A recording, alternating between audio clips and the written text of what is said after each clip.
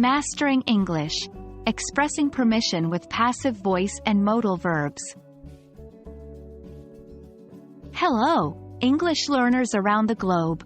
Welcome to another exciting episode on our English language learning journey. Today, we'll be diving deep into the world of English grammar and focusing specifically on expressing permission using passive voice with modal verbs. Buckle up, and let's dive right in. Modal verbs are special types of verbs that we use to show possibilities, abilities, obligations, permissions, and more. The common modal verbs are can, could, may, might, shall, should, will, would, must. On the other hand, passive voice is a way of structuring a sentence where the object of an action becomes the subject of the sentence. It emphasizes the action and the receiver rather than the doer of the action. When we talk about permission, two modal verbs primarily come into play: can and may. We use these modal verbs to ask for, give, or deny permission. Can I use your pen? You may enter the room now. But how do we express permission when the sentence is in passive voice? Let's find out. When we express permission using passive voice with modal verbs, we focus more on the action being allowed or permitted rather than who is giving the permission.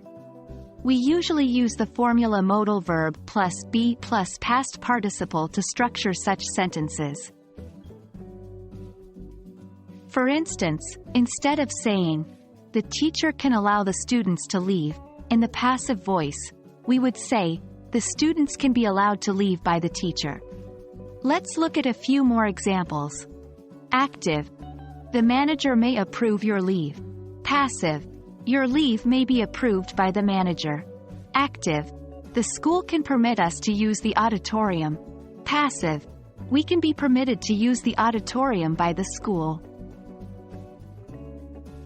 Note that the passive voice gives a more formal tone, often used in written English or formal spoken contexts. Now, it's time to practice what we've learned. Try converting these active voice sentences into passive voice. 1. The librarian may grant you access to the archives. 2. The principal can allow us to hold the event in the playground. Leave your answers in the comments section below. We'll go over them in our next video. And that brings us to the end of today's lesson on expressing permission using passive voice with modal verbs. Remember, mastering English is all about practice. So, keep practicing and soon, you'll be an expert at using passive voice with modal verbs to express permission. Don't forget to share this video with other English learners. See you in our next video, and until then, keep learning and keep shining.